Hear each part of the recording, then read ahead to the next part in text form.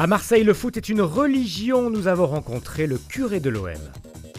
Le Forum de l'emploi des Bouches-du-Rhône a rassemblé plus de 7500 personnes.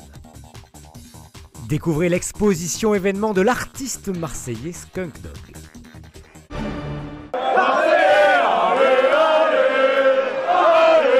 Je suis le curé de l'OM sur Twitter depuis 2017. J'utilise la parole de Dieu pour encourager spirituellement toute la communauté olympienne, que ce soit les supporters ou les Olympiens. Il n'y a pas de séparation entre l'OM et l'Église, surtout lorsque l'on voit les jours de match, le nombre de supporters monter à Notre-Dame-de-la-Garde. Donc j'avais pas du tout les caractéristiques pour être le curé de l'OM, mais avec la magie de Twitter, il a fallu juste 3 minutes pour que je puisse accéder et m'auto-proclamer curé de l'OM. Tout le monde aura pu remarquer que les Alléluia peuvent facilement devenir des Alléluem. Il y a un parfait accord entre les couleurs de l'OM et les couleurs de la Vierge Marie, qui sont le bleu ciel et le blanc.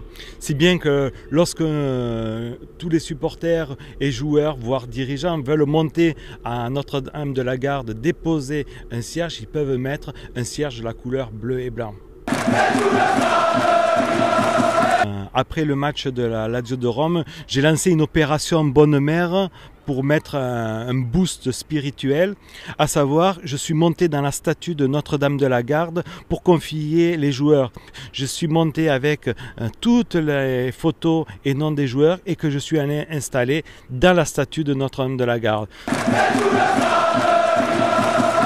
L'Olympique de Marseille devrait s'inspirer des autres grands clubs d'Europe. Je pense par exemple au Barça, où lorsque les joueurs du Barça rentrent sur la pelouse du Nou Camp, juste avant, sur la droite, il y a une petite chapelle pour permettre aux joueurs de se recueillir. Donc c'est la suggestion que j'ai faite à l'OM, puisque lorsqu'ils vont récupérer la gestion du stade Vélodrome, qu'ils puissent faire une mini réplique de Notre-Dame-de-la-Garde à l'intérieur même du stade Vélodrome. Par exemple, en 1993, les joueurs sont venus se recueillir à Notre-Dame-de-la-Garde et nous avons eu le succès. Là, pour la finale de l'Europa League, malheureusement, ils ne sont pas venus et il y a eu la défaite. Alors j'attribue cela à une petite erreur de jeunesse de la part des nouveaux dirigeants. Mais voilà, je pense qu'il ne faut plus que ces erreurs se renouvellent. Il y a quelques années, Didier Drogba était venu déposer son maillot de l'OM à Notre-Dame-de-la-Garde comme ex-voto pour remercier notre bonne mère. Voilà, mon désir serait également que d'autres joueurs puissent le faire et qu'on puisse après faire une exposition de tous les ex-votos de l'OM à Notre-Dame-de-la-Garde. En tant que curé de l'OM sur les réseaux sociaux, je suis prêt à confesser tous les joueurs de l'Olympique de Marseille.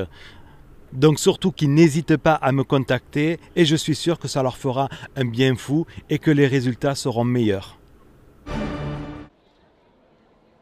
Avec 85 entreprises partenaires pour cette 3e édition du Forum de l'emploi en Provence, le département des Bouches-du-Rhône proposait aujourd'hui dans son hall plus de 1600 offres d'emploi à près de 7000 chômeurs. Il y a bien sûr le secteur d'aide à la personne, mais aussi les secteurs de l'industrie. Le Pôle emploi recrute beaucoup, cherche à recruter beaucoup de personnes dans le secteur de l'industrie, notamment aux alentours de l'étang de Berre. Sur le reste du département, on va trouver des emplois dans le tourisme, on va trouver des emplois dans l'industrie nautique, je pense à La Ciotat, mais je pense aussi à Port-Saint-Louis-du-Rhône, puisqu'on se promène dans tout le département.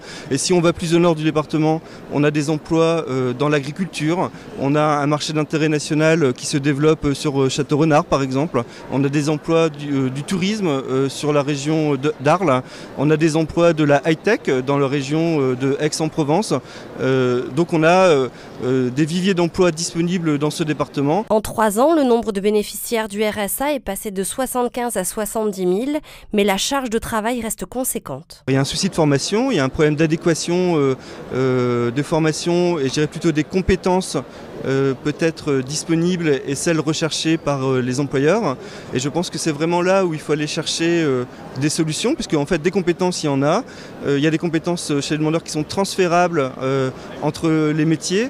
Et je pense que c'est une des clés qui devra nous permettre d'atténuer un peu ce chômage qui reste malgré tout assez prégnant sur notre département. Avec un taux de chômage de 9,5%, le département se place au-dessus de la moyenne nationale à 8,7%. Les professionnels notent pourtant une reprise de l'emploi sans pour autant que le chômage de longue durée ne diminue. Rassemblés sur la scène de la salle Valier de Marseille, des dizaines de jeunes talents ont célébré le 29e anniversaire des droits de l'enfant. Comme chaque année depuis plus de 10 ans, nous fêtons l'anniversaire de la Convention internationale des droits de l'enfant. Et donc aujourd'hui, nous fêtons le 29e anniversaire de cette si jolie convention. Prévention et éducation. Ce sont les deux maîtres mots de cette association, mais avec pour toute arme la joie de monter sur scène, la chanson, la danse, la musique et le théâtre.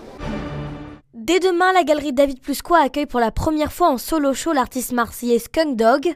L'exposition United Robots Space Syndicated dévoile une nouvelle facette du travail de Skunk Dog avec des toiles impressionnantes réalisées sur du bois. C'est un travail qui est tourné autour de l'ailleurs. J'ai pensé à l'homme parti à la conquête de la Voie lactée et je me suis dit comment il faut faire pour ça. J'ai dit que l'homme il fallait qu'il se mélange à la technologie, donc c'est des mi-homme, mi-robot, mi-humain, mi-animal. C'est comme si on était parti terraformer Mars et ainsi de suite et j'ai inventé des mondes et des scènes et des situations en travaillant le bois et en récupérant de vieux objets pour leur redonner vie et raconter mes histoires. Il y a pas mal de références à Marseille parce que j'aime beaucoup ma ville. J'aime cette ville et pour moi c'est important. Une ville qui l'inspire et depuis près de 2 ans, le galeriste David Plusquois pensait cette exposition. Il a travaillé non pas sur toile mais sur du 3D, sur des supports panneaux en intégrant plein d'objets de récupération, des affiches comme il a l'habitude de le faire, à coller dessus avec un sujet assez futuriste sur le devenir de l'homme et la cohabitation de l'homme avec le robot. Le vernissage aura lieu ce soir à la galerie Plusquois et vous pourrez découvrir les œuvres de Skunk Dog dès demain et jusqu'au 22 décembre. Plus la moindre goutte de pluie sur la Provence en ce jeudi, mais quelques nuages pour masquer un soleil encore trop timide tout au long de la journée. Les températures restent très douces, 3 degrés à Digne, mais 11 à Marseille, 6 à Manosque et 8 à Arles le matin. L'après-midi, ça grimpe jusqu'à 16 degrés à Avignon, Arles et Aix, 18 à Marseille, 14 à Manosque. Jeudi 22 novembre, c'est la Sainte-Cécile.